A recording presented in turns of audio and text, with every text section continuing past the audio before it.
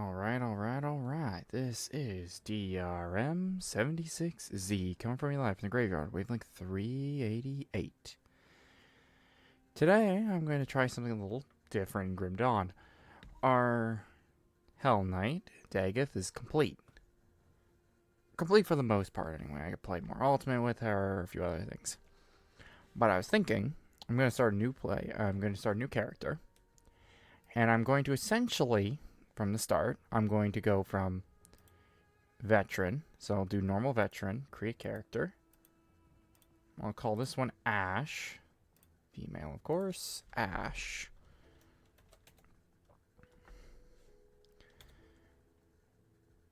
Veteran, of course, because it was enough torture the first time. I want to torture myself again. Hell yeah. And essentially what I'll be doing, generally, is just testing out a new build idea I had when I was working today. We've already seen this before. Don't mind it. Oh no, my resolution's still a little... Oh. Of course, I'm still drawing breath, you bastard. No, there we go, it fixed. I was like, wait a minute. No, it fixed itself. What are ethereals? Tough question, nobody knows for sure. Interesting. I love that. It's like, what are the things that are literally taking over people? Bold question, bold answer, Cotton. Let's see if it pays off for him. It probably won't. Our favorite drink of choice doesn't understand that kind of thing, you know? Drink of choice. I'm going to keep calling him that, to be honest. Favorite drink of choice. Oh, God. You know, honest, I do feel like I want a bourbon on the rocks, to be fair, but I need to get another bottle of bourbon. I haven't had one in ages. Good God. Nice glass of bourbon after a long day. Yeah, that could be good, but that's the thing. It's like you can have like a nice glass of something every once in a while. Like, for example, I'm a wine guy. I like drinking wine. Not in the pretentious way, but generally wine is just cool to drink. Then again, I am a bit of a snob when it comes to wine. Only in one circumstance. I don't like white wines. I generally only like reds. I say generally because if there's a good white wine, it will convince me to have it. Like, if the scent's really good on it and, you know, it's chilled, then maybe. I know there's some wines that are like, oh, I never chill it, blah, blah, but some wines really do need to chill. Others can stand on their own without the temperature change, and it does do some interesting things about it, right? I've drank wine on again, off again for many years. It's one of those things where it's like, it's a guilty pleasure of mine because wine is bloody expensive. Like, I mean, bloody expensive, like, good lord. It's like almost like $40-50 a bottle of red, and I'm like, oh, yikes. Because the funny thing is, in perspective, generally I put, like, let's say my normal grocery bill, let's say it's $50 for a week, right? Let's say in a week I spend $50 in groceries. So for a week versus grocery, I can get one bottle of wine that maybe I can drink a glass or two and enjoy on, let's say, the weekend. Bump that up to every day of the week, because the job, you know, stressful and all that. Not ideal. Also, that's the short road to becoming an alcoholic, which is very fair. Like, good lord, alcoholism doesn't start with you becoming a heavy drinker. It starts with a small stone as it piles upon you.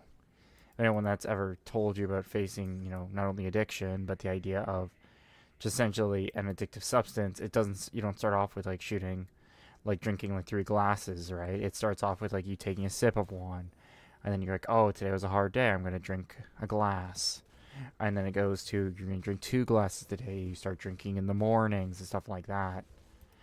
It's like any other kind of addiction. It generally starts slow. It rolls and rolls and rolls, and then you go, oh my God, and then you realize it. Essentially, you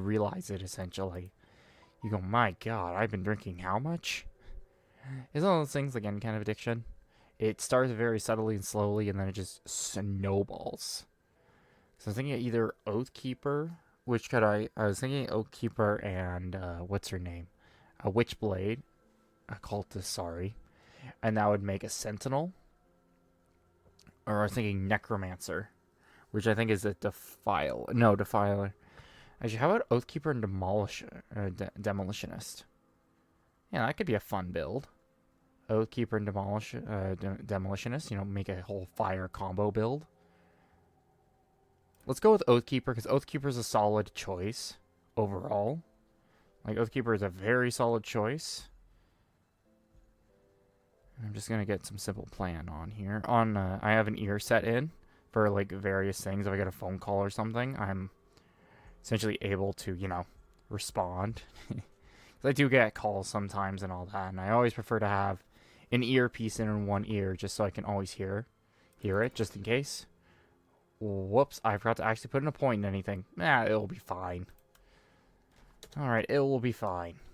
I got a better coat now, and I'm going to increase spirit. Don't worry, I'll like play Dagath and Ash interchangeably, I suppose. You know what's funny? I think I might just start naming every playable character I make it just Warframe names. Because I've kind of run out of names I would normally use. So what I'll do now is every time I want to make a new character, I'll just use a Warframe name. So I never run out of names because there's so many damn Warframes. Oh god, it'd be funny if I named a character Rhino, but I made them like a squishy spellcaster. I'm like, that's not a Rhino player. It's the man that's the size of a bus that can take a bus. Oh god, but anyway, talking about alcoholism and wine. Essentially, like, I love a good glass of red. And I don't know who can drink rose, but I'm like, more power to you. That abomination I will never drink, but hey, that's up to you. I prefer a nice red after a nice long week of work. But I don't do it that often. It's one of those things where it is a pleasure, right? It's not a, oh, I'm gonna have like 10 beers, like, because I'm a beer guy as well. I like drinking beers or like canned cocktails and stuff like that. So I will be like a person that will just be like, oh, I'll just buy a cheap, let's say 12-pack or beer or whatever and drink it. The thing is, I don't drink like the whole 6-pack. I drink like maybe two things, like 2 beers, and that's it. Generally, it's one, and then I don't even finish the 1 beer. Like, there's a local place that I go to that I just pick up probably like every other month or so. I'll pick up like a 6-pack because it's just so damn good beer. Like, they make some of the best like low alcohol rating beer. Oh, it is amazing. I'm more concerned they're gonna know me by name because I just keep coming in almost like every other month, and I pick because it's like a local microbrewery. So I go in there. I go, hey, I want this. They're like, oh, I think we know you. I'm like, oh no. It's one of those things where when you're a socially awkward or a socially inept person, you go, oh, they know who I am now, and you're like, and you're like, well, you gotta show your ID to get alcohol. So obviously they know who you are, right? Obviously. And if you come in on a pattern, obviously they're gonna know who you are. But I'm like, I don't want them to know though. It's one of those like social proclivities is supposed to be the accurate word for it. Where it's one of those things where it's like you don't want people to know you're awkward, but at the same time you can't let them know. That whole contradiction. Which is an awful contradiction to have. Like awful. I'm like, I don't want them to know who I am. It's like, then you can't buy from here. It's just like, it's one of those things I always think about in my head. And I go, yeah, it doesn't make sense, does it? No, it doesn't. But it's funny to think about, though. Very funny to think about. Socially inept and awkward. It's a perfect combination. Oh, these damn rift stalkers. Oh, God. So good, though. Yes. Okay, there is Havel's Greatsword. Yes. Big lightning sword. Hell yeah. I'm still debating if I should try to go with like a super heavy armor Falcon Swoop build. Or if I should go with something like a little crazier with like 2-handed Berserker nonsense. But I was looking at the devotion trees earlier and I thought I saw one that was really interesting. Because I was thinking of going with Ascendant, which is offense, and then I go with Falcon first. So one I want to try is there he is, Typhus, the Jailer of Souls, because he just gives you really nice offensive abilities. His Eldritch Chaos, but here is the big prize: Leviathan, Whirlpool, unleash a devastating attack. Like, oh. Then I was thinking Odoron as well. Odoron I think would be really interesting. You get Blind Fury. Like, there's like 3 ones I was debating. I was debating Atakra, Sura, the Mirage, Leviathan, or Odoron. And I was like, oh, what other ones could be interesting? It's like Unknown Soldier could be good. Could be a fun little thing. Or the Eternal Sands. She could be fun. Then the Light of the Aperion, which is very interesting. And it would go with my whole Oathkeeper, kind of thing. And I was thinking going the other way, if I'm going Sentinel, I corrupt myself with poison. And then I do essentially what I did before, which is like Seal's Witchfire, getting to Dying God. But I'm thinking about Ulan, the Insatiable Knight, which is Chaos and Eldritch. And I'm thinking, hey, it might be similar to my other build, but this could be a lot more interesting, where it's a lot more vitality damage and acid damage, which, fun fact, Oathkeepers can corrupt themselves. With this, convert 100% physical damage to acid damage and 100% fire damage to vitality damage. So you can make yourself very corrupted. And I'm like, awesome. And with the acid damage, yeah, your prayers become twisted and dark, and you're forever driven by the maddening whispers of Dredge. Oh. That lore, that like little lore bit saying you're being corrupted by something. Mwah. Magnifique. Magnifique indeed. Yes. Obviously, I'm not going to corrupt it yet. But, like, I was looking at Devotion earlier, and I was thinking, okay, what can I do? I'm like, I go this way with, like, Imp and all that with Aether Fire, which should be really funny.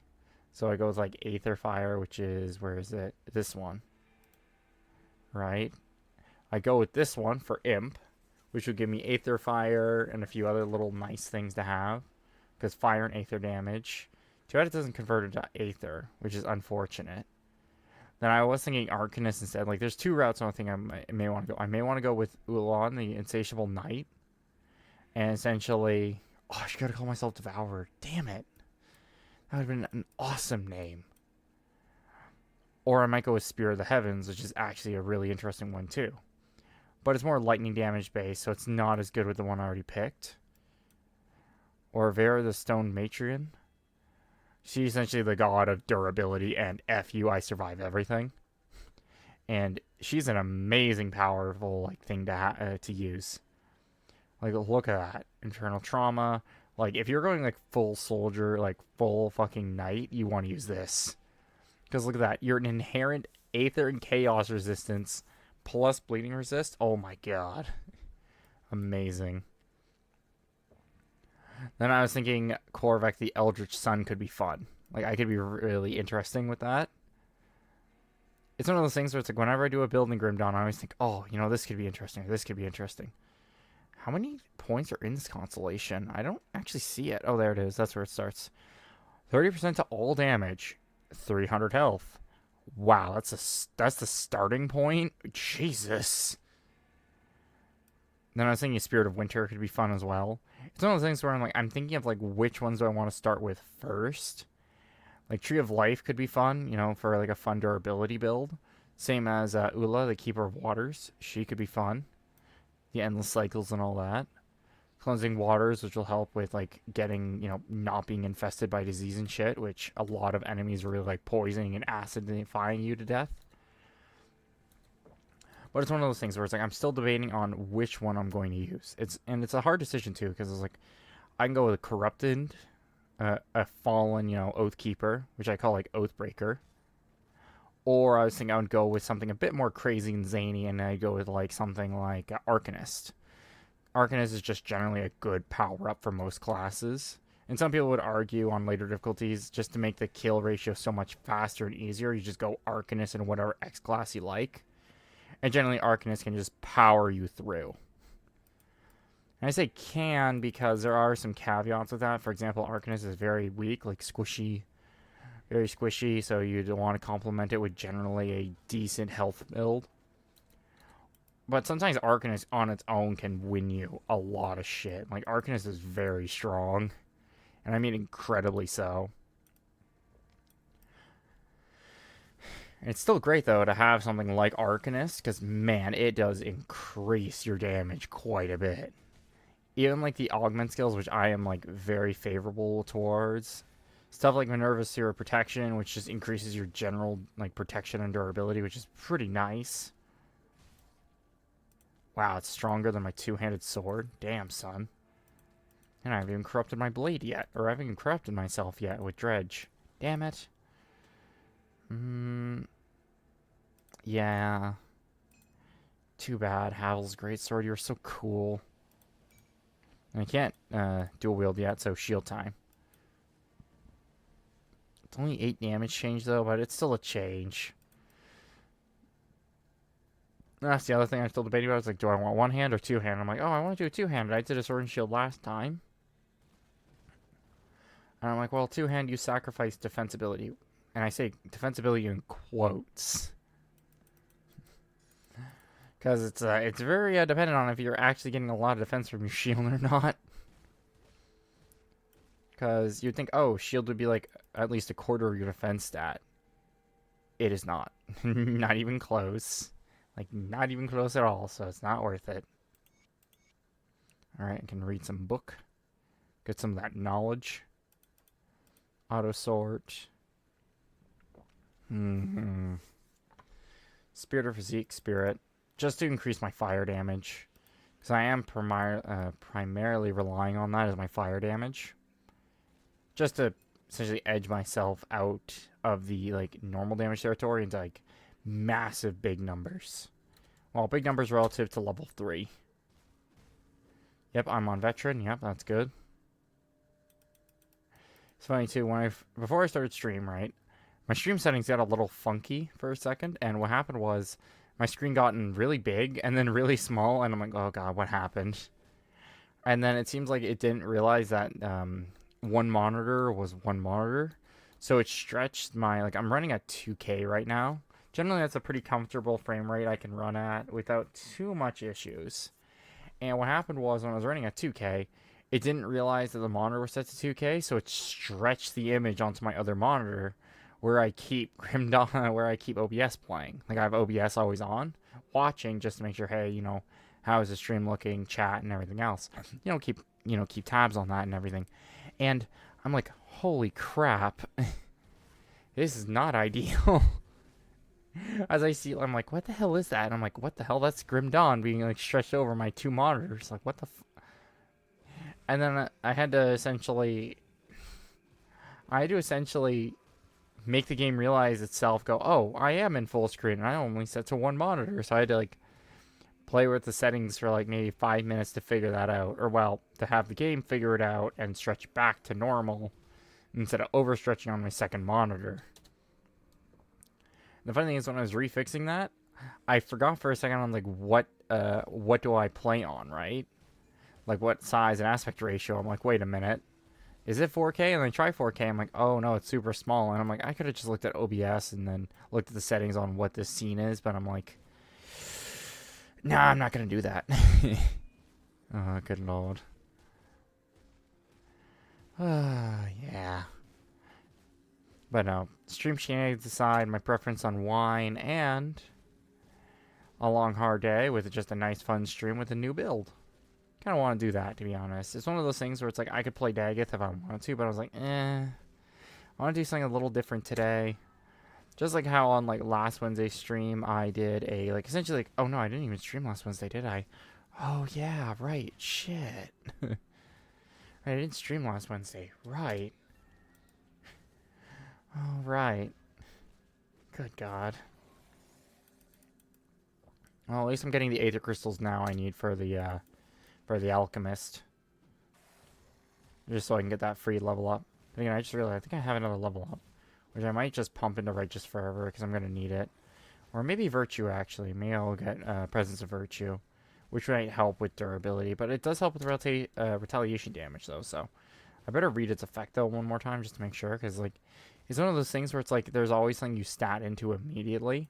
But you sometimes forget why you stat into it. That's happened to me a few times where I'm so used to just building Oathkeeper a certain way that any other way is just kind of foreign to me or just not intuitive. So now I'm trying to try some experimental stuff. I should probably actually look and read what my abilities actually do. The ones that I just immediately pick up and go, yep, this is 100% I'm going to use. I'm like, yeah, I should probably look at that before I pick it. Don't get me wrong, the retrain is relatively cheap. At the same time, like, yeah, I'd rather not have to retrain myself all the time. Uh-oh. More dead guys. I'll take care of them first, and then I'll look at the level up stuff. Because, good lord, I don't want to get attacked in the menus again.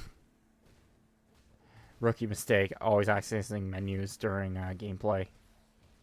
Only access menus when you're not being currently stormed by zombies. Yeah, so what is it? Presence of Virtue. Okay, so it does a random effect. Chance of one of the following. Okay, Oath Keepers can't help but your feats of valor. Those that stand beside that cannot help but be inspired by feats. 50 energy reserve, 12 meters, chance of the following. 40 internal trauma over 5 seconds, bleeding damage, damage retaliation, offensive ability. I don't know why it says chance of, though. Does that mean, like, it has a chance of activating one of those things? And what's the trigger? It doesn't actually say it, what the trigger is, which is slightly annoying. At least with this one, resilience, it tells you what the trigger is. So you know, okay, that's the combat trigger. Keepers of Paragons of Faith. Nearby allies. Help be inspired in defeats of valor. I'm just wondering if it's worthless. That's the thing. Because consecration, very essence of consecration, grace, armor, defense, retribution, your concentration, and then I think path of 3 is like the thing I might go with. Yeah, I love the description. Listen to this. Not all Oathkeepers swear fealty to the deities blessing the Elune Empire. Some offer themselves to the 3 witch gods, in the hopes of harnessing even a fraction of their terrible powers. Terrible is correct. These Oathkeepers consider themselves to be upon the true path, and not deceived by empty promises of a light that has forsaken humanity. So essentially, imagine the whole noble paladin archetype, and then go, yeah, I ignore all that crap. It's not me. It is the funniest thing, and it's fantastic, because you just go, nah, I'm not into it. I don't believe in that, quote, god anymore. I believe in the 3 witch gods that are still here, and they are still here, because they are fucking with humanity, which is actually pretty funny. Yeah, I'm going corrupted. Yep, I'm corrupting myself. Going full corruption, boys. That's it, my scraplets. I'm just going full corruption now. Big sword. More corruption. I'm going full corrupted. I'm going full Oathbreaker. I think that's way funnier. Or way more interesting is just being an Oathbreaker more than anything else. Because I think it could be... Then again, it's like I could either go with a... what's its name? A Necromancer. Or I was thinking going with... what's its name? With an Occultist. Just to increase my shenanigans more with poison damage. Then again, it's like Dredge is the poison acid guy, not the chaos and fire damage, or chaos and vitality. And Swale is. So I'm going to see what the poison ones are going to be like. But it's one of those things where it's like, I'm still debating on what class 2 should be. I have a strong feeling it should be either Necromancer, because that one's really funny.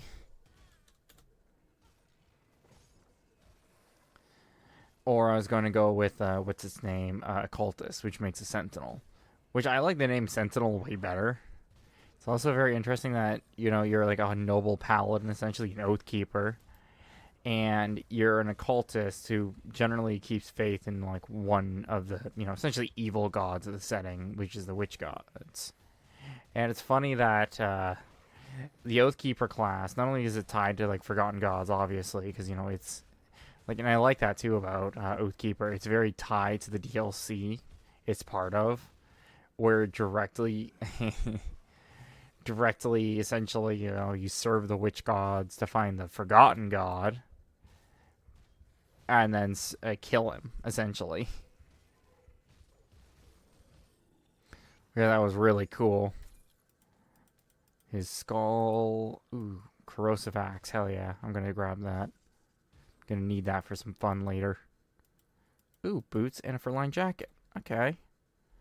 Nope, I don't have either of those because Flame Touched is, does Demolitionist, and Coldor's Tempest, I think, is what's his name? Inquisitor ability.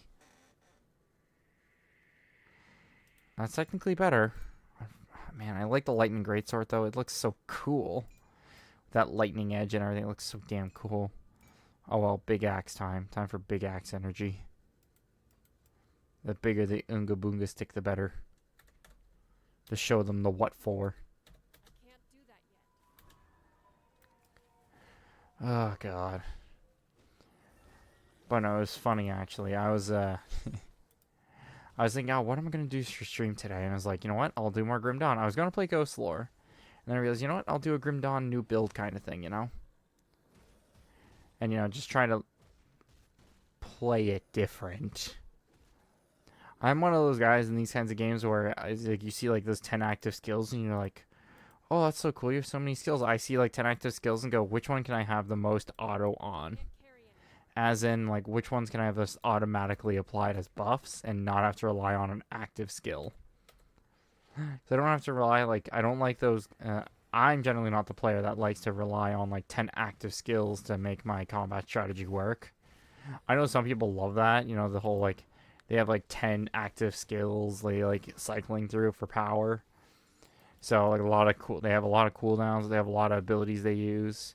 So let's say like 1 and 9 they open up with, and 7 and 8 for like general mobs. 6 and 4 will take care of like elites very quickly and stuff like that. I've done that once or twice and I didn't like it. Like very casty builds. I don't like them because of the whole managing the whole thing and just remembering what keybind am I using again for XYZ thing. Like it's one of those things where it's just like it's very interesting to have that kind of like I can spam these like interesting key maps I've made and everything. And it's fun, don't get me wrong, when you like map it perfectly and you get everything to work flawlessly. And I'm like, there's sometimes in games like this where even if you have like the most flawless strategy, like the best strategy for like taking care of enemies, you'll just get overrun sometimes, even though you've like thought of the best thing. And you're like, yes, I know this is like the best thing ever. And then you use it, and then you meet the one enemy type you're like really bad against, and you get immediately steamrolled, and you're like, let's do Presence of Virtue. I know it's not much because of the random effect nonsense, but it's better than nothing. But I wish it would tell me what would trigger the damn thing. But unfortunately, I don't think the game's going to be that honest with me. So I'm going to go with Spirit again. So I want a more of a casty kind of character. I might go with a super caster maybe. Or something to augment my Oathkeeper abilities. So Riftgate. Oh, right, I should probably get the scrap first from the old dump. And get some levels as well while I'm at it. I was thinking, oh, I should go with Dervish, which is a Nightblade. And I'm like, eh. The problem with Nightblade, I've played Nightblade so many times. It's one of those things where it's just like you play Nightblade so many times, you know exactly what you're building, exactly what you're looking for, exactly what you're going to do. And at some point you get really bored of the damn thing. And when you get bored of the damn thing, you're like, man, that sucks. I'm like, I want to, try something a little different. Oh, God. Oh, good Lord. But no, it's one of those things where it's just like, I wanted to try something a little bit different, a little bit new, something to put on the YouTube channel. And also just try something a little different, Like I said, I played Grim Dawn for a long time. And I did take a hiatus from it for a while. I like, obviously I played like Forgotten Gods and Malmouth. I think I've done like Malmouth maybe 3 or 4 times, so I'm a little rusty in that compared to most other parts of Grim Dawn. Obviously, Malmouth is where you get a lot of the broken bullshit stuff, like the XP potion, and then Forgotten Gods gives you the scrolls that allow you to essentially access veteran, or sorry, not veteran, elite and ultimate difficulty like right off the bat, so you can power level characters from level level like 1 all the way to like level 50, like almost instantly. There was a guy I remember watching a few years back. He was doing a Kabbalist, which is an occultist and necromancer, and he just sped run the first little bit of the game essentially, which I think he did up to the water pump. I'm pretty sure, or was it just Burial Hill? It was either up to Burial Hill, and then do it on the next difficulty, or up to doing the water pump. I'm pretty sure it was only to Burial Hill actually. And obviously, there's not that much loot, but generally there is enough loot to make you effective at a certain thing. Like, let's say you're specking into a certain class. The first 6 classes are all kind of spec'd really nicely to the beginning of the game, because you can find a weapon of each kind of class to use together in conjunction. So you're like, oh, I'm going to be a shaman. You can find Havel's greatsword, 2-handed weapon with lightning, with some lightning.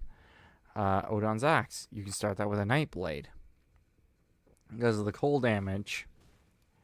Francis's gun. That's great for a demolitionist.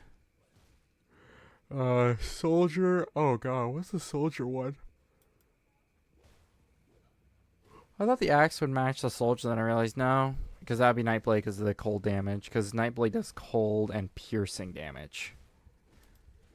And I'm pretty sure Ottoman's Omen does that as well. You could technically argue the chewed buckler and the mallet, or sorry, the mace you can get from this is actually would be what's his name for a soldier. But I'm like, no, that's in the second area. But everything else, I'm trying to think of what would be the one soldier would have for the beginning area. I picked up Francis's gun. I picked up Alamon's axe. And then I picked up Helvo's greatsword. Maybe, well, I know Cosmic Skull, I'm pretty sure. Is, what do you call it? Is, an Arcanist. Arcanist, what do you call it? Arcanist and, Demolitionist, which is an interesting combination. Don't get me wrong, it's probably viable, but it's one of those weird classes where it's just like, you can explore it if you want, but it's one of those things where I'm like, I am just debating to go on like full warlord, just going soldier and oathkeeper, and just go full battle monster on people. Sword, shield, cadence, and beat the crap out of people. And then I realized, well, it's either cadence or righteous fervor, and righteous fervor is kind of my main damage source. So I'm like, I probably don't want to alter that. Because I like Righteous Further's magical damage augmentation, besides Cadence is just physical damage. Righteous Further does magical damage on top. Fire, of course, but mine does acid and mortality. Oh, good lord. Good lordy lord, oh lord. What the hell? That was weird. But now tonight after stream, I think I'm going to build some kits and everything. Because it's funny, it's like, generally my measurement for like pricing and buying things is generally like a food bill. Essentially, treating myself essentially is like within 50 to 60 bucks. If I'm just like treating myself, it would be like 2 pint, essentially 2 beers, an appetizer, a main course, and no dessert. And generally that'll like, I go to a local place near my place, and it's a great like a little hole in the wall I found ages ago. Well, I guess hole in the wall isn't really accurate. It's just a little dine-in restaurant I found one time. And I was like, hey, this is near my place. I'm gonna try this, and the food was really good. So I'm like, you know what? I'll come here every once in a while.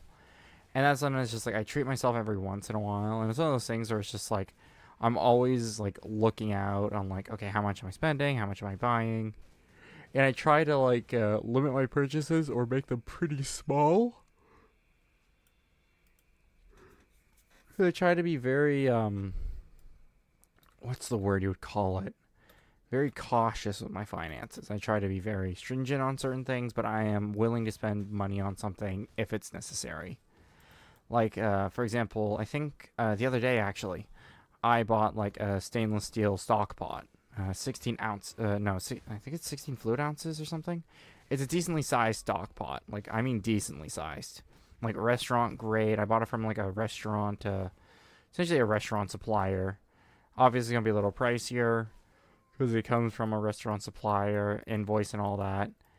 And I bought it because I wanted a really durable pot. It was an aluminum pot.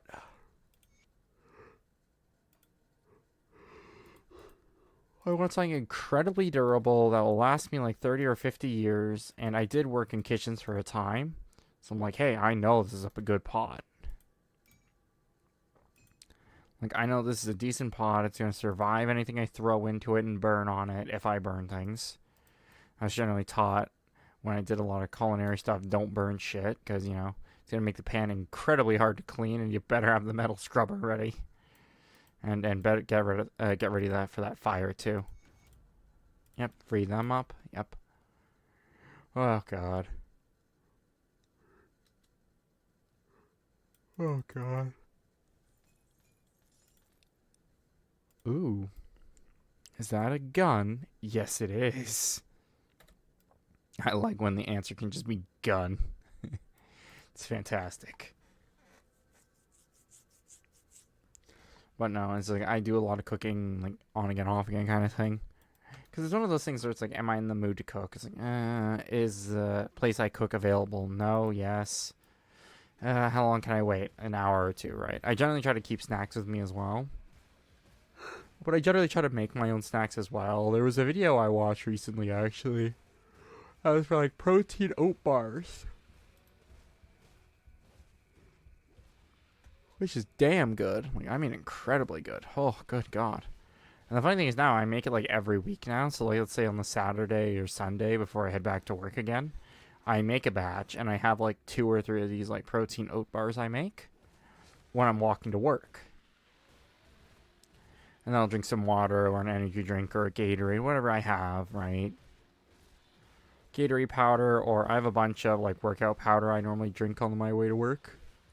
Because it's an hour and a half walk, so I might as well get a bit of a workout in, you know? We're walking an hour and a half. I wake up too, because I gotta wake up really early, like 4 in the morning. 4 or 5 in the morning to even get to work. Ooh. Ah, damn it. Can't use it yet, son of a witch. I think I'll spend more points just to get to Haven and,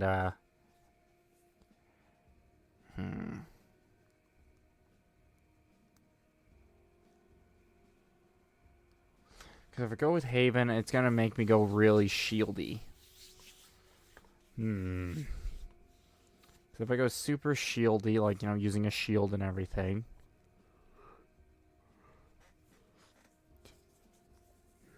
Decay, acid.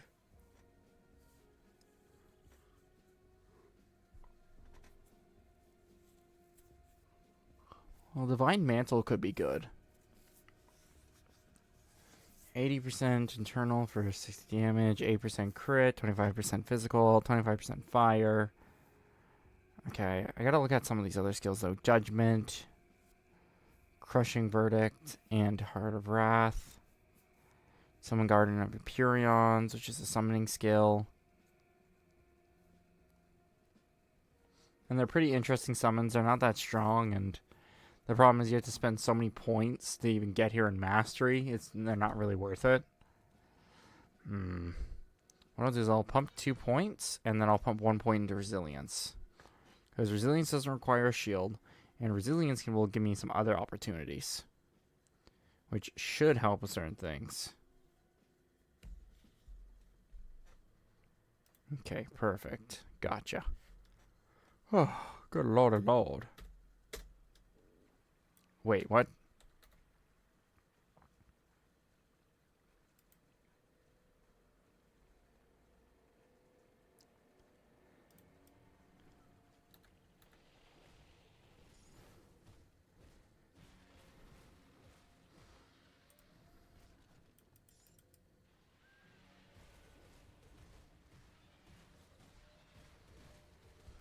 Oh god, there's a lot of dudes. Oh god.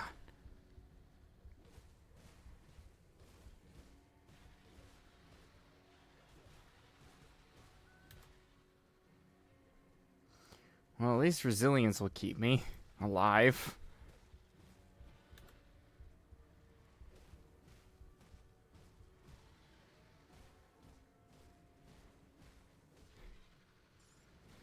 Sith necklace is nice. I can collect those now for the roamers right now. Ooh, hat. Can't carry anymore. Son of a witch. Okay, this is where I portal back now. Let's report to our favorite drink of choice. The dead attacks a creature. I need some time. Yeah, to the plan. big ass creature, my guy. Size of a building, tanky like a building. I think it was probably a building. I love that. How do you describe the monster you fought? It was building. What, like size of a building? No, it was just a legit building.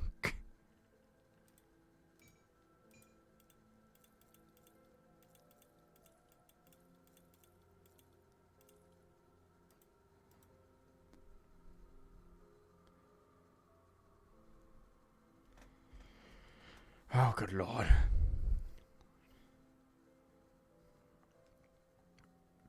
You know what's funny? There is something I like listening to while I'm streaming, and it's called A Haunting. It was something on the Discovery Channel like ages ago. I would watch it with family, and it was called A Haunting, and a lot of it was essentially like people's personal experiences with like ghosts and paranormal shenanigans and all that.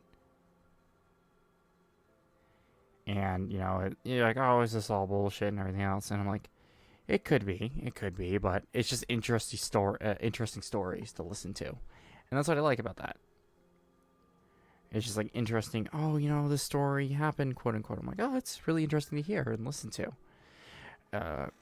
Is there any factual basis to it? Maybe, maybe not. And I think that's the cool thing about superstition, is there's a believability factor, and then there's some things that are out there. But as human beings, we all realize very quickly that sometimes the truth is stranger than fiction, unfortunately. Yep, I'll keep an eye out. Then I gotta go find Milton, that poor soul, and lay him to rest. May he rest in peace. I am still debating on what my second class should be. 1, 2, 3. Yep. Consecrate. Valor's Might. I think I'll go with Haven. I know Haven's not ideal. I'm aware of that. But at the same time, I think I'll go with something with a bit more defensibility. Then I'll go 1 point to Consecration and 3 points into Righteous Forever. Actually, no, wait. I should probably wait for my class level up, actually. So I think the next two will be the build up for that. I know I won't have enough scrap yet. Why not use a bucket? That's pretty funny. I like the Taken sense of humor. Just use a bucket in the river. There could be nothing wrong with that. Then again, these guys like standing around a lot, so maybe that might help them actually survive. You guys stand around too much. Talk too much to the Taken. Because right now, my two-handed prospects aren't that good. Actually, let me check if I have anything in the old arsenal I can kind of pull out and use. I doubt it because I'm only level 8. Generally, a lot of the blues are like 15 or higher generally. Okay. Yeah, because Conduit, I think, is 25. Sithbane is, Blood Dredge, Acid. Hound's Bite is 21. The Duelist Rapier is 31. Windcaller is a lot higher. 23 Hermit Leggings. Astral Leggings. Shadow Grasp. Yeah, there's nothing of actual use I can use. Even the Warden Shield, which is a decently strong shield, that I keep because it's kind of a cool little shield. Yeah, no, there's nothing in here I can actually use because even things like Flame's Virtue, which is like very Oathkeeper-y, because Volcanic Stride, I think, is under Vyra's Might. Yeah, I thought so. Yeah, it's right here. And this is like my dash attack. Convert physical damage to fire damage. Requires a two-handed or a shield. When using a shield. Okay, so it's saying when shields are used. Okay, so it doesn't specifically need a shield if I want to.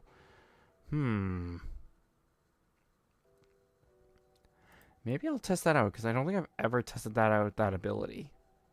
Because I have a like kind of thing of like I like using like a few active skills, not like Waiting for 10 or 15 active skills. I like using one or two. I don't want to use a lot because I don't want to be very gimmicky. Like it's fun being a gimmick build and like using like 10 different abilities to kill one dude is really funny, but it's not a fun time.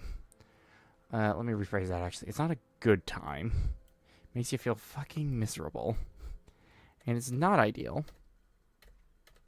Well, in my opinion, anyway. That's the problem. A lot of people just, well, some people.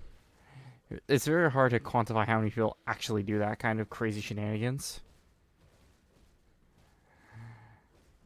Okay, there we go. Haven activated. Nice. No, that's resilience. Interesting. I'm trying to remember if I spent my point yet or not for devotion. I'm pretty sure I haven't yet. I've been kind of saving it to seeing what my needs are and what path I want to go. I am thinking of going the full corrupted path with Ulalon. Then I have to go occultist, which makes it sentinel. And then there's things like the wretch, bleeding, physical, and chaos damage, and that damage to what do you call it? Damage that, because I'm pretty sure this one's only a little bit of chaos, so I need to find an eldritch path. And eldritch is offensive ability, so it'd more be things like Eye of the Guardian, Scorpion, which will give me 5, and this will give me 3 and 3, which I don't need. I need something that's eldritch and chaos. But the spider. Oh, the spider doesn't give poison. That's a odd choice. Yeah, so the bat's a good one because it gives me eldritch in that. And then the fiend, which also will give me fire as a bit of a, choice. A bit of a cherry choice. So I can go either chaos or that. Generally, Berserker's pretty fun, or the Magi's pretty fun as well. So I think what I'll do is I'll go with Eldritch. So I'll go with Eldritch. So I can get... I was debating either Candle, or Scholar's Light, sorry, and Fox, which will increase Cunning and Spirit for just general damage increase. Or I might go with Eye of the Guardian, and the Eye of the Guardian's a 5-pointer, so it's a bit pricey, but it gives me 6 affinity points, so... I can't complain about it giving me 6 affinity points if I spend 5 into it. It's economically fun, but the chaos and acid damage, like, I'd have to really, like, I think my path is kind of set now with Witchblade, or a Sentinel. So I would need to go with that. I would need to go with Vampire Bat. I would probably go with Swail's Witchblade as well, which I think will be required. You know what? I think I'm seeing on how I'm going to build my Sentinel, actually. I'm hesitant on the idea at first because I already played an Occultist before, but I'm kind of warming up to the idea. I can get things like Ghoulish Hunger, which will give me 3, and this is 2, and this is... Oh, wait, no, that's Ascendant, not Chaos. So what can I get from Ascendant? So Ascendant is up here. Eldritch and that. Yeah, no, that's not going to be good.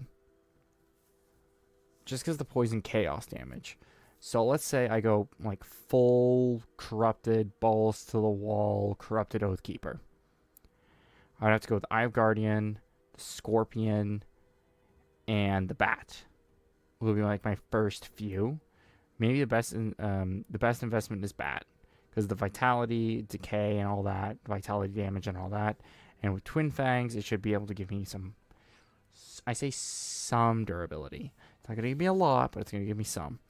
And I think with Occultist, Soil's Witchfire, and with, what do you call it? With, good lord, what do you call it? I'm drawing a blank, chat, but I will remember in some time. I will remember it, but I'm pretty sure what I'll go with either is,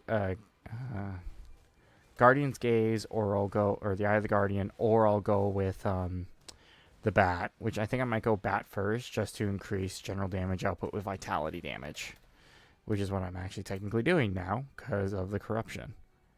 Yep, Vitality damage, physical, and burn. So yeah, if I'm doing a lot of Vitality damage, I'm going to up that first and then go from there. So yeah, I'll go Sentinel then. Because I think Sentinel will be like my best choice. And also I think it's the ultimate corruption of the class, which I like that. The whole idea, it's like you're corrupting and breaking it to the will of the witch god. And I'm like, oh, that's kind of cool. Instead of upholding the old tradition, you embrace the new gods. I think that's pretty cool for a paladin. It's like, these are my new gods now. The real powerful ones. I think that's pretty cool. But no, I think I'll do a stream today, and then tomorrow will be Ghost Lore. I should probably change that on my Twitch channel, actually. Tomorrow will be Ghost Lore, and then after that it will be a Friday stream, and I think I might look at my hidden library and see if I got anything fun to play with. I think. Man, finding this scrap is a pain in the ass. Nope, steel helm. That's unfortunate. Now I gotta kill all these dudes, and there's a lot of them. And my ability to kill is very low at the moment because I have not been putting points into, kill things faster. And I'm kind of just using some dead thing's arm, and it's not ideal. Uh-oh. Okay, I gotta kill the casters because they are the only ones actually doing decent damage. Ow. Yeah, those casters are a bit of a pain in my ass. I say by a bit, I mean a lot. Let's see what we got. Cunning, defense, lightning, energy, regen, defense and offensive ability. Why not? Let's get our titular hat. Let's see here. I'm more proficient with swords, or I more like swords, but if I can't get it... Ooh, that's actually pretty good. Vampiric, iron, broadsword of corrosion. How much money do I need? Oh, I need cunning, that's why. Well, damn it. I don't have enough, unfortunately. Because that would be pretty good, and if I put... I was going to say I would put rolling blood, or... There's one you can put on there that's just poison, yeah. Oh! Oh, I can buy scrap. I'm such an... I forgot about that. Sometimes they'll scale scrap. Forgot about that. Did you get the scrap? Perfect. Well, since Of course I got the scrap. I got the goods, my guy. Whoop. Close. I like it just gives you iron, which is pretty funny. Also, I do like that too. Grim Dawn does set itself up to be, kind of a grittier, kind of more hopeless situation. You're not like the hero taking everything back. We're not like reclaiming Burwitch. We're not that. We're just trying to make sure Devil's Crossing survives. That's it. Essentially, they know the world is doomed, but they were just trying to hold what we have. So eventually, maybe one day, we actually reclaim Karn. But it's one of those things where it's like, we're on the back foot from the start. Our protagonist is possessed, right? Like, it's not ideal. Very not ideal. Then again, the occultists can get themselves possessed, so maybe it's more ideal than we think. Nope. No possession by the chaos. I was going to say the chaos gods, and I realized it's called the witch gods. Cool name, by the way, for the witch gods. Sewell, Drag, and Basmiel. I think Basmiel is considered the most compassionate one, I think. But then again, they use chains and stuff. I'm pretty sure Sewell is the evilest one. For generally, they like betraying people. Murder is okay by me as long as it's for the desire of culling the weak and everything else. Not the nicest person to work for. If your boss is like, yes, I have come here to cull you. Cull as in like culling like livestock. Yeah, you'd not feel good. You know what? Let's use a bone instead of a shield. More cunning. Oh, what? Oh, I need 14? Really? There we go. Now I have enough. Now I can use that sword I always wanted to use. Yes. Oh, yeah. I can finally use a decent sword with more poison and acid damage, which will help. I don't think I have a vitality, do I? No. Oh man, my armor's still kind of crap. The best thing I have right now is those boots, and they're not that good. Well, they're good for what I else have comparatively, to be fair. Yeah. So 1 point of consecration, just for general damage mitigation shenanigans. This is a shield technique that requires your offhand default attack, requires a melee weapon and shield, which is unfortunate. I know this class try to make you want to use a shield more, but stop trying to push something we're not going to use. In Grim Dawn, we don't use shields. Unless you're that one mad lad. I remember I saw a build like ages ago where someone used 2 shields as their main thing. And I forget on how they managed to do it, but they did it, and it was absolutely insane. I mean, absolutely insane. Like, good lord. You have to be utterly mad to be that crazy guy with 2 shields in a dream. And again, the funny thing is, at the time when I saw that, I can't remember how long ago it was. Maybe it was like 2017 or 18 when, maybe when Necromancer came out, I think. Either Necromancer, yeah, because it would be Necromancer and, Inquisitor came out at the time. And I was like, man, someone made a dual shield build? That's an interesting little niche concept. I'm pretty sure at the time, I remember around that time, Rising of the Shield Hero was really popular. I don't know if it still is. I think it has like media relevance even to this day, Rising of a Shield Hero, but man, that was a while ago though. It feels like ancient Rome though, but it was only like 3 or 4 years ago. Actually, no, it's almost been, oh god, yeah, it's almost been like 8 years now when I think about it. Because what was it? Like, Rising Shield Hero was popular around, I want to say, like 2017, 2018.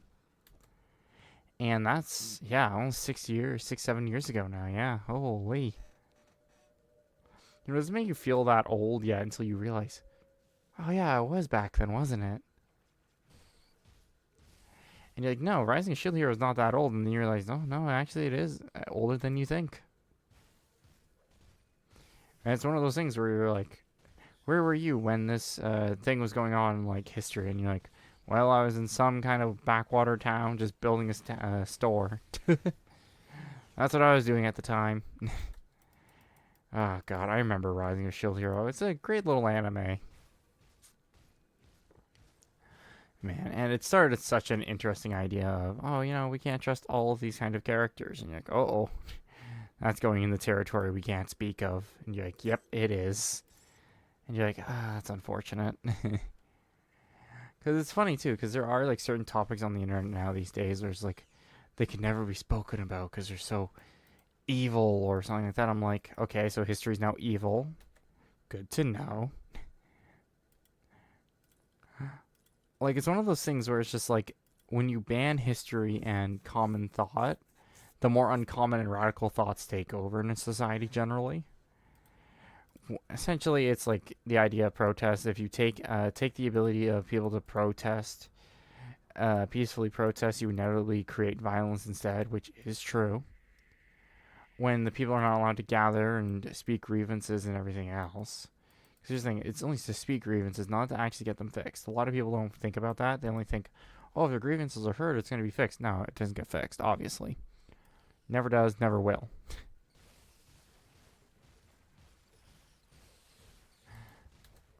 Oh, it's not good actually that I'm using poison against spiders. Yeah, not ideal. Oh, good lord. Yep, they just instantly wiped me. Yeah, I'm a little too weak for this area. Well, damn. Well, I'm a little too weak, and my chest plate is absolute hot garbage. As it normally should be. Better armor, yep. This won't actually increase my durability, unfortunately. So I'll get better shoulder guards. Sell that, sell that, sell that, sell that, sell that, sell that. Bloody arm, yep. And then I'll actually put in some components.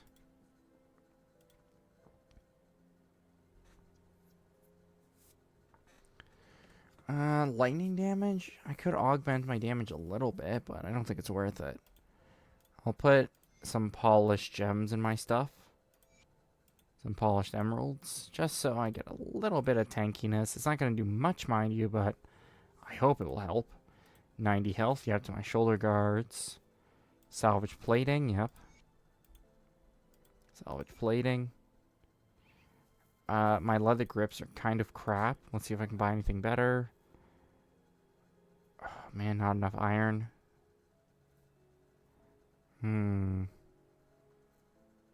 Quilted armor, nope. Actually, I can get these actually at a relatively cheap price, yeah. Better gloves, yep. Get some, get some big mittens. Bam. Okay.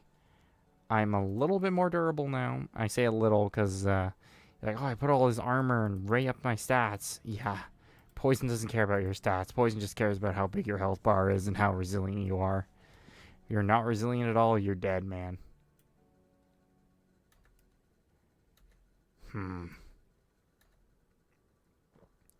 Which is unfortunate, but that's what I gotta do. I know the skill's not ready, Ash. I know.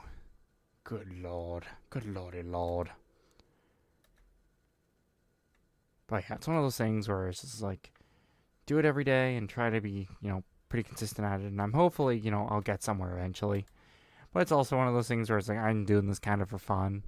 And generally, I'm kind of really lax about it because I'm not going to be like, oh, this is going to be my full-time career. I'm like, no. It's one of those things where it's like, I want to have fun with least amount of restrictions. But obviously, unfortunately, you're going to have a ton of restrictions. That's how it always happens and how it always goes. Oh, goddamn. Nope. I am running.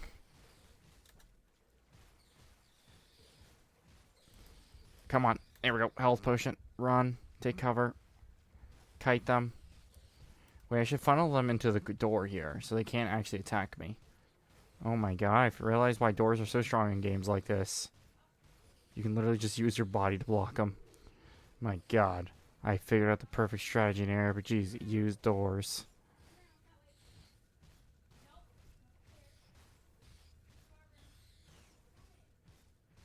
There we go. Perfect. Door chopping at its finest.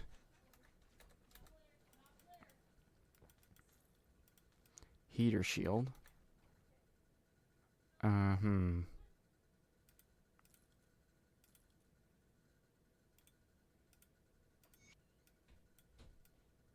Yeah, I'll use the heater shield.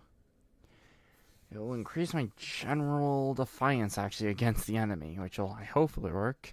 I love I've jeweled out everything. Generally, I don't do that because I'm like, I don't want to waste the components, and I realize, I think it's kind of worth wasting the components now because I'm on Veteran, and Veteran is not a fun time. Good God, okay.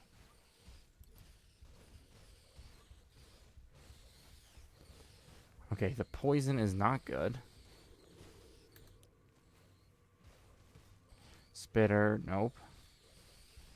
Oh god, too many spiders are nibbling on me. No. No nibbles for you.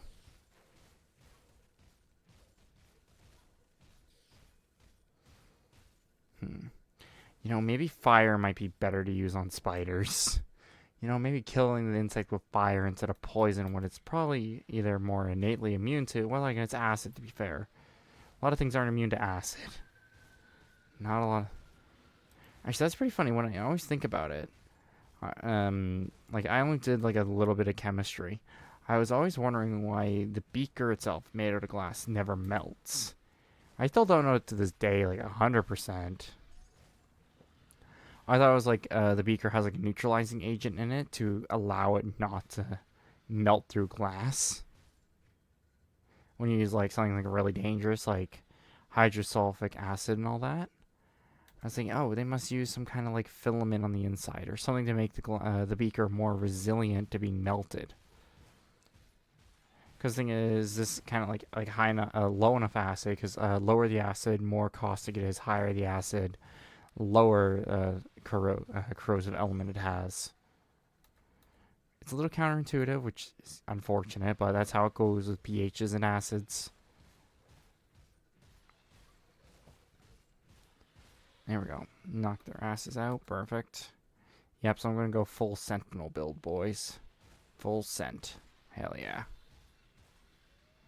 Augmenting myself with chaos damage and poison for poison and chaos shenanigans. And throw in a little bit of vitality for even more nonsense. Because I'm still thinking, like, oh, maybe I should go with a necromancer. I'm like, no. Drain essence is fun and all. You know, you're like, I'm draining the life out of the enemies, but at the same time, it's not really worth it. It's one of those things where it's like cool in theory, crappy in practice. Always going to be crappy, never going to be ideal. It's not going to be 100% cherry, so I'm like, nah, I'm not going to do it. I'm still debating between shield and two-handed, though. That's the main point of contention right now is should I use a two-handed weapon or a sword and shield? So sword and board with the conventional or two-handed. Ooh, a shotgun. Yes. Now I got the big gun. Hell yeah. Gun time. Oathkeeper with a shotgun. Oh yeah, get off my lawn. Hell yeah. Oh yeah. Like, I like the two-handed firearms in this game, but man, it does suck to use them. It's like, oh, you have a gun now. It's great. It's like, yeah, a gun only works really that well when you can keep them out of range or stun them with the gun. Guns are very slow firing. Don't get me wrong, the whole idea of like picking off targets from afar, really fun. And especially with like melee buffs and everything, really fun and interesting. Just really boring when you're fighting bosses because you're like, oh, now I gotta dodge more and everything else. Also, I think this guy's inherently poison damage actually. So I may not stand that much of a chance against him. I should probably switch back to my sword, actually. Yeah, I should probably switch back to the sword. So I can attack a lot faster with my blade than I can attack with my gun. You know, not really spec for firearms. Don't get me wrong, guns, really fun in this game, but they're not my cup of tea. It's a game where I can use sword and shield and guns. That's what I like. I have the choice. A lot of games will stick you with one choice and say, good luck dealing with that the whole game. But generally, I like those games as well, just because they give you interesting side paths and alternatives you can use later on, which I love. I love the idea of like side grades and different ways of using something. It's like, now XYZ class can use 2 blades instead of 1. With a penalty of XYZ, and you're like, great, that means I can have more options and more ways on how I can play this character or create certain things.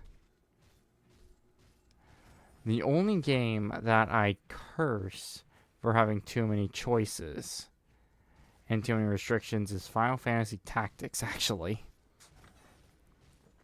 Don't get me wrong, Final Fantasy Tactics, really interesting game, but my god, will that game stomp you with not only difficulty, but not telling you how classes work. And it's actually a funny thing when I remember looking it up. So if you look at Final Fantasy Tactics War of the Lions, so specifically War of the Lions, PSP specifically, I'm pretty sure I think the PSP one was the remaster. If you look up like the job classes, there was a funny, essentially a web on explaining on how it works, because the game won't tell you on how it works. You'll be like, you unlock classes if you level up the class you already are, but it won't tell you the minimum requirements for certain classes. So what you have to do, there's this web on the internet, like a mind map or like a web map, right? So it's essentially like a map, and it shows all the different classes. It shows how many points you need each, and each like point stringing to another bubble of saying what class it is says how many levels you need per class. Some of them are like 5 levels per class, but you also need multiple classes to get one class. So I can't remember if it was Dark Knight or another one. No, there was one I think called the Onion Knight, which I think required all classes, I think at level 9 or so, like almost maxed out or something. It's like not quite max, but almost max. I'm like, that is insane. That is absolutely insane.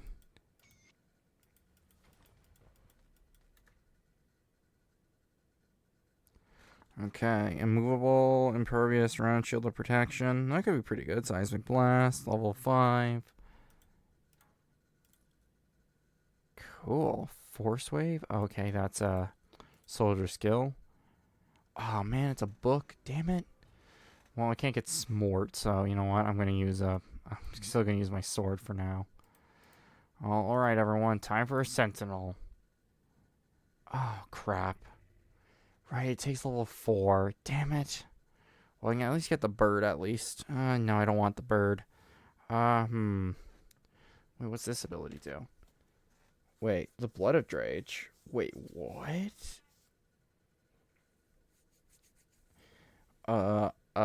Binding with the Great Guardian confers some of Drake's regenerative ability, while wounds inflicted by enemies will spray caustic blood as through upon. This effect is also applied. 12-second recharge. Okay, that's a skill I didn't know the occultist actually had. Huh. Aspect Guardian. Wait, connections to Drake causes enemy attacks on the occultist to impact as if they were striking quilted scales of the Guardian. Energy cost, more acid damage, more vitality damage. Okay. So I'm going to increase that, and I think I'm a Sentinel now, right? Yep, Sentinel. Ash Sentinel, level 10. Booyah. Alright. I don't have soldiers I can wear any armor because I reduce all the requirements anymore, so I'm going to have to be very careful and choose my points more wisely than I am this time. Which is unfortunate. Alright, getting in a comfy sitting position for the next hour and a half, chat. Let's go. Alright, in a comfier position. Mic arm should stay where it should be. Okay, and with the Sentinel, we are ready to go. What do we got? Eye of Guardian. Yes. Acid and poison damage. Yep, I'm going to need that. Then offensive. Because I think if I start with the Scorpion, it would just give me offensive. Then poison and acid and physique. Then acid and poison. And then... can I actually put it on anything? Righteous Fervor. That's really it. Okay, what else could I put it on? Okay, Curse of... Frailty. Bloody Pox. So it's only on active skills. Eye of Dredge. Huh, interesting. Is there any skill I could put the Blood of Dredge on? Vire's Might. No, actually. Huh. Okay, I need certain skills then. What should I use? So yeah, put it on Soil's Witchfire. So can I put it on Scorpion Sting? Can I put it on the Eye of Dredge? Nope. Or it's not Eye of Dredge, it's something else. This one? Yeah, I can do it on this one, but it's like Resilience, Virtue, Path of the Free. So I need more skills like that. I think Giant Blood does the same, right? Which is Behemoth. Giant's Blood, yeah. So Giant's Blood. I'm trying to remember if Murmur. No, she's an active skill 1. Manicore? No. Damn it, I'm trying to think of... Well, I can get Smite, which will help because it will just activating. Yeah. Can activate with all default weapon attacks when used. It will also strike with your shield. So you don't need a shield specifically. You just get a better benefit if you have a shield with you because shields do have an innate damage stat. Man, this is a hard thing. It's a bit of a hard think. Because if I go with Dredge's Gaze and I think it's the Eye of the Garden, I think it's called. And if I go with that, and then I can increase certain things. Sigil Consumption, Curse of Frailty, Aegis of Mine, some Guardians of Therion, Smite, which I think I'll get Smite anyway, because it's like a fun little one-off ability trigger. So I'll definitely get that, just to get that ball rolling. But I can't use any Occultist ability. Well, I can get a Familiar, actually. Okay, this is going to be a bit harder to think, Chad. I'm going to think as I play, actually. Can I actually put... No, you can't until you get it right. Okay, offense and defense, chaos and poison. Yeah, but I need at least... So, for my next level up, let's make a plan here. So, what I want is upgrade to one more point there, Soil's Witchfire, and Bird. Because if I get Bird, Soil's Witchfire, and that, and I just start pumping that, and I'm going to have to max out Oathkeeper, and that will be, I think, the next thing afterwards is just pumping and maxing out Oathkeeper. Oh, and of course getting Smite. Yeah, Smite, and what's the other one? I think I want this one, which is Shattering Smash. This is a shield technique that activates off an offhand attack. Requires a melee weapon and shield, so I might have to really invest in shield use instead of active this. Okay. Converts physical damage into chaos damage, which I'm not doing a lot of physical damage anymore. I'm doing all like elemental damage, so that may or may not apply, but I'm gonna check. Yeah, I don't think there's any ability that applies to Blood of Dredge, actually. I'm pretty sure it's just like a temporary buff ability, which could be cool. And I'm debating on if, yeah, but I definitely want Mend Flesh, especially with the bird, because I'm going to need that for just general shenanigans. Because it will be very needed later on. Alrighty, alright. Portal time. Whoops. I'd say, I'm like, wait a minute. I can't go to a rift gate I just opened up. Duh. Alright, let's go to Barness here. Say, yo, the well's cleared out and everything. Well done. Hell yeah. Inventory bag, finally. I got that baggage.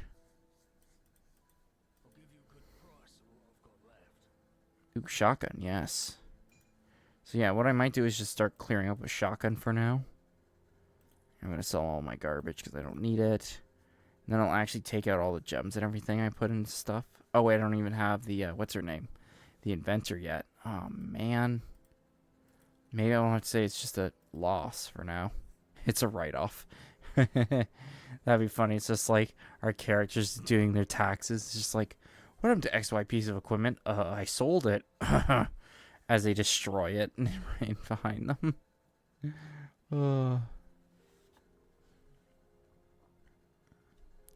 Okay.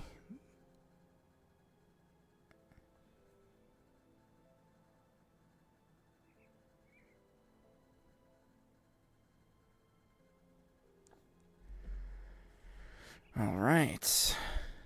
I was going to say I should probably put them on the final march, and then I realized, nope, I can't do that because it requires level 14, unfortunately. It does kind of suck a little, but you know what? I have a shotgun. I have a weird collab of weird leather and metal pieces on my body. Sounds like a level 10 adventurer. I just got my Witchblade power, or got my Occultist the power, so now I'm a Sentinel. I love how I'm just pointing a shotgun at this guy and he's just unfazed. Our favorite drink of choice here, he is unfazed by the very fact that I point a shotgun at him. There must be a reason why. Perhaps you follow the road. Sure. I like, you can literally just back it like a cow and go, that sounds like suicide. No shit taken.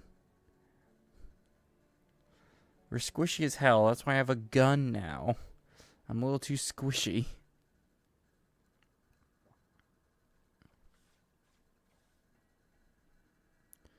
Alrighty, so let's see. I've got to go around this damn pile up.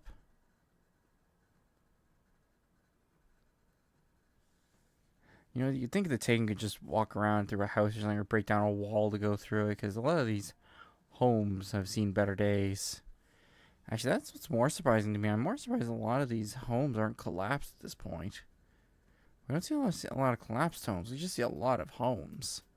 Like roofs broken in and shingles falling off and everything. And you're like, man, why aren't like more things just collapsed? It's like a lot of buildings are still relatively intact. If you like, if they took over the outskirts, they would probably be fine actually. Like building up the defenses over like near the outskirts near Burial Hill. If you cleared out, you know, like Wilmog the Reanimator and everything, I'm pretty sure you could probably start rebuilding as soon as possible and build the walls out from the prison. Instead of relying on the Taken just to clear shit and get shit done. I would think anyway. Or what? God, I'd hope so. You'd actually think of like reclaiming shit. Don't get me wrong. There's going to be always the ethereal presence now. But here's the thing. The Taken's not as special as we think they are. Yeah, something for nothing. Yeah, it's over. That guy's over here. Okay.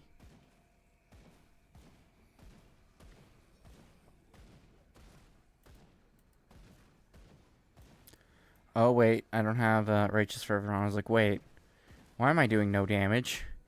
That's why. Which, good lord, when you forget you don't have your main ability trigger on, you're like, oh, right, that's why I'm doing piss poor damage. I literally don't have my ability that triggers shit to work. Oh, that's why. Like, oh, that's unfortunate.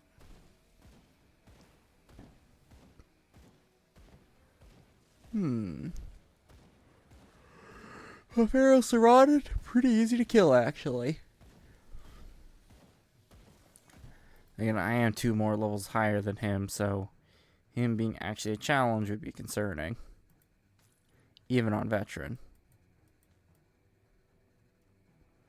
Alright, alright, alright. Yeah, but tomorrow's stream, definitely going to be Ghost Lore. Which, God, I haven't played that game in a little bit. I'm kind of craving it, you know? It's one of those things where it's like, it's a damn good game. I know it's not going to be everyone's cup of tea. And it's a bit of a acquired taste. I'm not going to lie. I can understand why. It's an acquired taste as well. It's a game that, like, it's very small budget, and I'm not saying that as a bad thing. I'm just saying that as in it's meant to affect more to a certain kind of audience than most others. Generally, bigger the budget, the idea is generally bigger for the audience, is generally the idea why budgets are so big on a lot of modern games now. They're trying to apply to the widens of audiences, so they can add more mechanics, more art assets, more everything. The problem is it seems like they add a lot of flashy and showiness, but don't do a lot of bug testing. Good God. Actually, it's funny, actually. I was talking to a friend the other day. I was talking about games, and I pretty much asked him, hey, is there any game we know that's like relatively polished and new in a while? And he brought up like Space Marine 2. He brought up, what was the other one? He brought up System Shock. The remake of System Shock from 1987 or 1980. It's either 1987 or 1989 or 98 or 90 was the original System Shock. I'm trying to remember the year specifically, but I'm pretty sure it's like either 1980s or 1990s. I'm pretty sure it was like late 1980s. I'm pretty sure. I don't think it was 70s now. It's definitely not 70s. Because here's the thing. The game might look like it's playing on DOS, and it did play on DOS. But it was one of those things where I'm pretty sure it was on DOS, actually. Don't quote me on that, though. But I'm pretty sure System Shock 1 was on DOS. Like a disk-based operating... Well, DOS is just disk-based operating system, and a lot of PCs are disk-based operating systems. But I'm pretty sure DOS is just to say an era of computers before Windows was mainstream. Or before Windows existed, to be fair.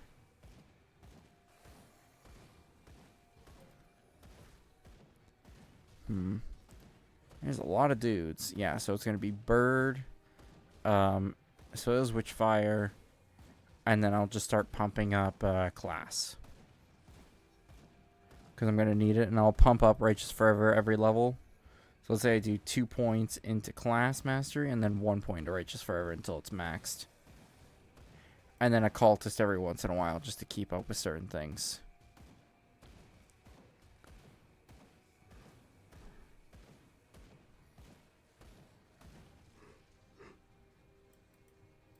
Oh, good God. It's always around this time I'm getting tired. Is around 1.5 hours. You know, you offering quote a good price is not good enough. I want like it cheap or free. I have to kill monsters that are ungodly eldritch abominations from another parallel dimension of nonsense and horrifying nightmares. Like, I can give you a price. I'm like, mate, I'm the only one pushing back against the darkness here. Maybe you can, offer me a discount. All the money in the world's not going to matter if you're all dead by the next tomorrow. Which I think it's funny, a lot of these hero characters don't say that. It's just like, hey, where you set up is precarious. You're a damn shame if no one came by to save you.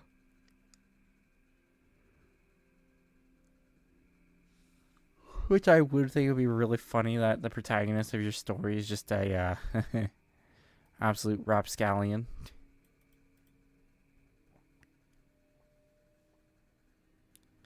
Ooh, a green hood. Interesting. Oh god, that's a lot of money. Holy. A lot of money. Mystic woven cough of heroism. So it's a hood. It's a fancy hood. It's one of the magic hoods too. 74 spirit and 39 physique. It's not bad for the physique part, to be fair.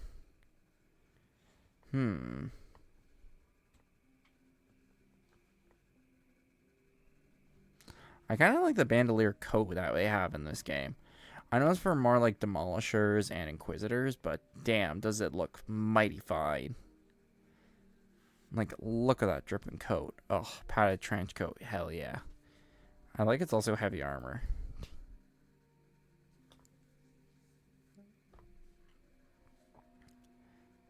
Actually, I was thinking like each class is there's 2 classes for each spec.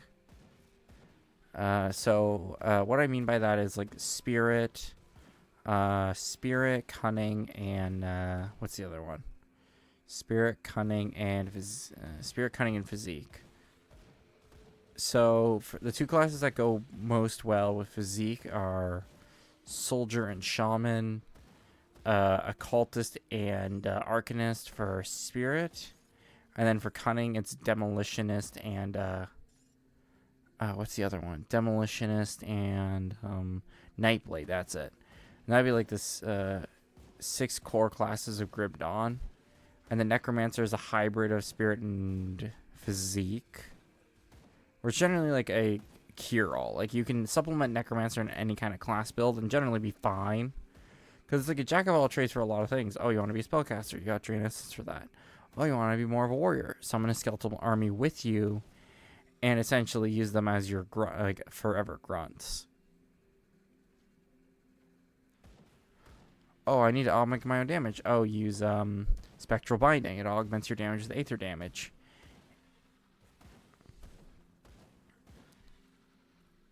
Right, like there's so many options you can do with like so many different little combinations. And then I saw the crates update. They actually did an update recently for Grim Dawn. I think it was on the Steam page, and I think it was like Grim Adventure 178, I think. And essentially it was them just talking about the new class. It's named Berserker, so we know what the mastery's called. They also reveal what the names of each class are going to be. Like, damn, it sounds like they're getting really close to completing it. They even showed, like, in-game models, what the werewolf's going to look like, what the, I think it's called the Were-Talon, I think? Or the Were-Owl. Essentially, you can transform him into a big Birdman. Which I'm like, neat. Birdman time. I'm more hoping it's a toggle. Like, you turn it on and it lasts a decent amount of time. I don't want it to last, like, hours, but I want it to last, like, at least like 10 minutes or so. Like something like a decent amount of time, but you can toggle it off and on. Instead of being like how buffs are now. But then again, I can understand why they have like auto buffs now. Because it's very easy to forget, oh, did I have that buff on? And then you immediately die because you forgot you didn't have XYZ buff on. What I find is funny though, there is one class combination I do want to do with Berserker, which is going to be Druid Berserker. Or, sorry, Shaman.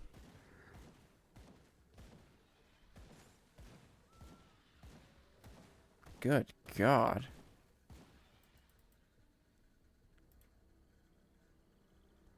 Okay, so like I said, my strategy was that, Sails Witchfire, and Bird.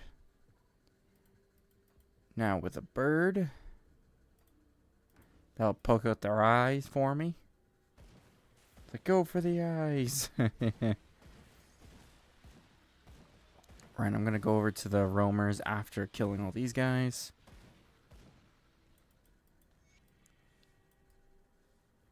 Perfect. I'm going to head over there and give the roamers what they want. I should have probably put a rift gate there so I don't have to walk all the way back. But you know what? Who doesn't mind a stroll through a bog at night? Like anything could ever go wrong. Oh, I see what's going on. I'm going the wrong way. Good lord. Good lordy lord. Alright, let's move over here. But yeah, I think I'll put up this VOD as soon as it downloads onto my PC. Actually, on the YouTube channel. Yeah, I think this is YouTube worthy because there's like how I'm doing it is like, okay, do I think this content is worth to go on the channel, and do I want to make it a series, right? So my ghost lore, I want to make a series. Oh, good God. Oh, got a nice ring though. I love both of my rings are from what do you call it? From killing these Sith creatures. Sith primal ring. There is a lingering stench about this ring that won't wash out. Interesting. I do like some of the war shields are actually pretty big honking things of steel. I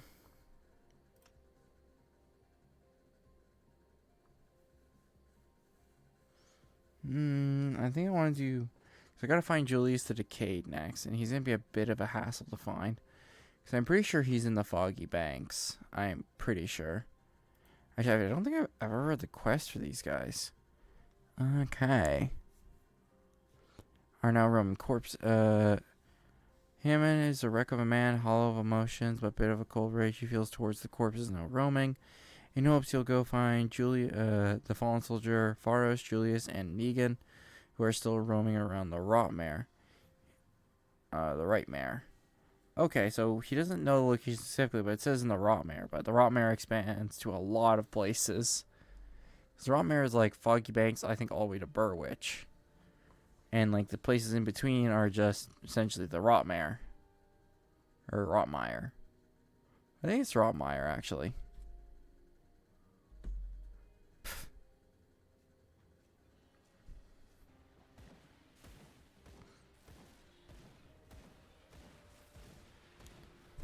And these guys are damn durable, I'll give them that.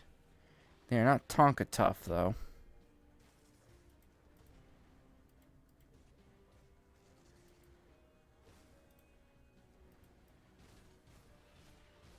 Jesus. Oh, awesome. There's a cave here. There's probably going to be loot or a shrine. I think I prefer shrine, to be honest. And these vanguards are strong, though. I'll give them that. They're strong and annoying. Again, I'm pretty sure the shaman was buffing them with a defense spell. Also, I do like my bird is a bit more effective than I thought it would be, but at the same time, it's like not that strong. Yeah, I definitely haven't explored this cave yet. And yep, Soil's Witchfire is actually doing some decent damage, actually. But not only the vitality damage, but also just the general damage I'm doing, which is nice.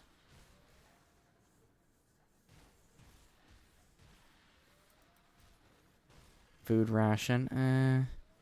I actually have a decent amount of health for what I am. I thought I'd have a lot lower health statistics than this. Then again, I'm using a lot of items to buff my health and everything, though, to be fair. Especially, like, health buffs. Oh, good God. I am using a lot of shit to buff my health. Like, good Lord.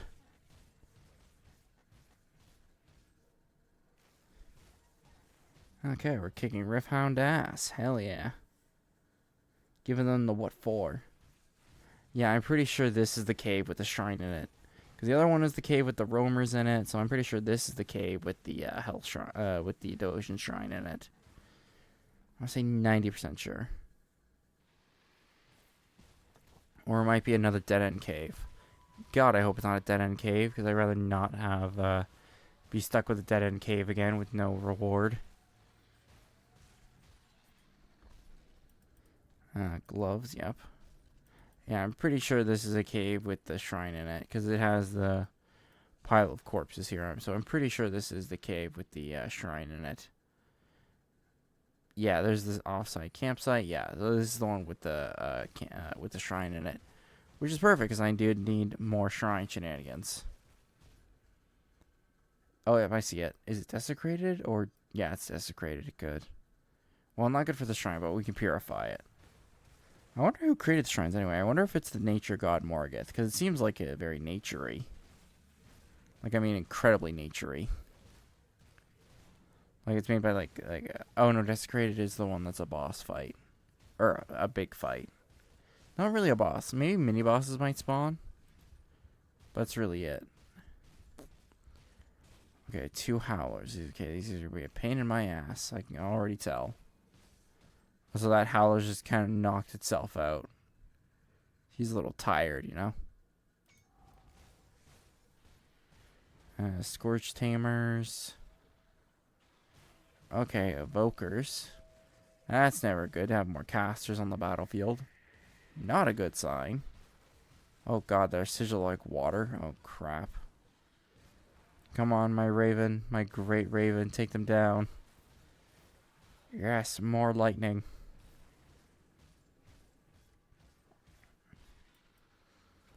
Ooh, Ember Guards. And Berserker's Cowl. I still prefer the Ocean Point, so. Because I got that offensive and defensive ability. Hell yeah. Is it percentages or just pluses? Okay, they're just pluses, not percentages, unfortunately. So the Eye of the Guardian is not that strong. But like, I think the next one will be the Bat and then Scorpion. Because I think I need for Insatiable Knight 20 Eldritch. It's not that easy to get, but I think Magi gives you 3, or the Magi gives you 3. And it gives you Fisher. Which would be decently damn strong if I put on my bird. I'm just giving it a different augment where it's just like, yeah. Deal a bunch of crap ton of fire damage. Just like, hell yeah. It cause a bunch of shenanigans. I want that.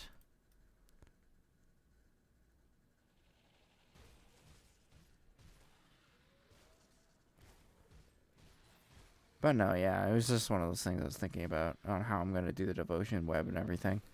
But it's an ongoing process. Maybe I might change my mind halfway through. But I do like my thing is still corrupted, though.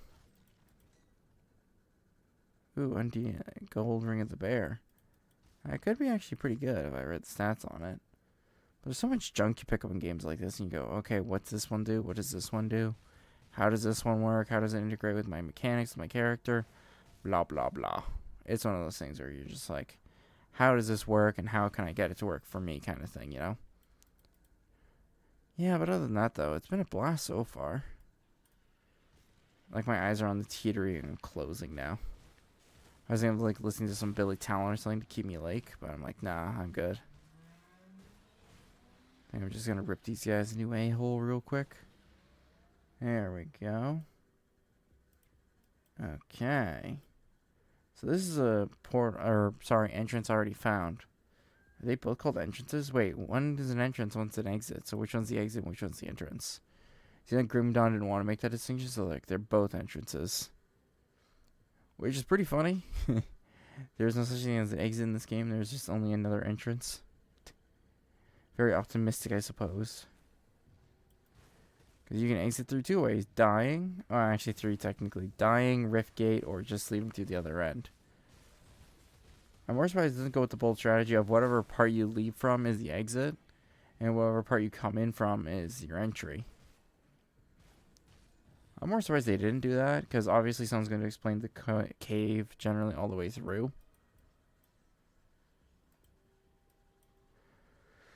Alright, chat, I was going to do it for 3 hours, but I'm feeling a little tired, so I'm going to do a Thursday stream will be Ghost Lore, Friday will be more Grim Dawn, testing out this new build as a Sentinel. So join me, 6 ETD, Canadian time, just to join me. And this has been DRM. Hope you all enjoyed the stream. I'll see you guys tomorrow with some Ghost Lore coverage. Alright, until then, this has been D. I'm signing out.